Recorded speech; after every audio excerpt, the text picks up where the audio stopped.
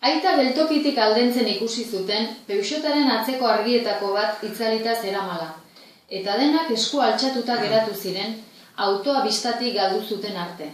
Nor bere pentsamenduetan murgilduta, trenaren zai egoteko uneak ematen baitzuen norbere baitan biltzeko tenorea. Nork bere etorkizunaren nondik norakoez gogoeta egitekoa.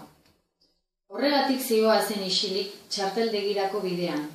Ama poltsak eskuetan hartuta, Nagore bere kuxinari helduta, eta beste biak aurretik oinez elgarren aldamenean ezer esan gabe. Nik ez dut ona etorri nahi, esan zuen Gotzonek, baina ama txartelak erosten ari zen eta bere anai arrebek ez zeukaten erantzuna proposik. Gurasoek hurrengo ikasturtea iparraldean egin beharko zutela esan zieten Hendaiako lehen egonaldi hartan, eta Xabik bazekien hartaz jardun zutelako beste biek ez zutela nahi. Atxalde osoa zeramaten arrazoiak ematen, arrazoiak harrikadak bailiran, ideieren arriskuez geroz eta ohartuago. Arrazoi bakoitzeko are okerrago sentitzen zen Xabi. Sekula ez dut nire lagunen pareko inor aurkituko, zioen Gotzonek. Baina gauzak erabakita zeuden etxean bizi ziren. Xabik etzekien bere buruaz harro edo lotxatuta sentitu behar ote zuen. Aldaketak inolako kezkarik eragiten ez ziolako.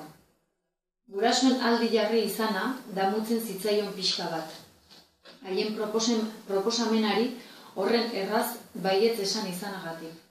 Gero, baiezko horren aitzakia erabili baitzuten gurasoek, atzetik etorritako ezezkoen kontra. Joko ziztrina. Xabik nahi badu, zuek zergaitik ez, eta anai arreben begirada erdeinuz beteak. Benetan egia zen ostera, Xabiri ez zitzaiola axola han edo hemen ikastea, ez zuela funtsean trabarik ikusten. Horeretako ikastolan ikasle erraria zen, ertaina, bere burua aurkitzen ez zuena. Noizbait okertu zen, eta etzekien on. Laguna hundirik ez zeukan, zaletasuna hundirik ere ez, eta azken batean tokirik ere ez. Futbolean etzekien, eta mundu guztiak futbolean egiten zuen mundu hartan arazo larria zen. Kontua ez baitzen bakarrik jokoa argela zela, baizik eta oso zaila zela baloia hartu eta arekin zerbait zentzuzkoa egitea, eta ez demagun esiaz beste aldera botatzea, Xabik nahi gabe jokatzen ausartzen zenean egin ohi zuen modura. Eskerrak tarteka nesken konpainia aurkitzen zuen, eta haiek limurtzeko hitzak ere bai, gauza zaila, baina ez ezinezkoa. Bizitzaren kontuez aritzen ziren, gurasoez eta lehengusuez, eta batzuetan mutilez. Eta horretan aritzean Xabiri galde egiten zioten, eta hark ongi baliatzen zuen parada aditu plantak egiteko eta nesken txaloak biltzeko. Ergelak eta astakiloak dira, eta neska guztiak pozik. Baina neskak sokasaltoan, goman, kromotan aritzen ziren maiz, eta horietan Xabi aparte geratzen zen. Badira mutil batek eskolan egin ez ditzakeen gauzak.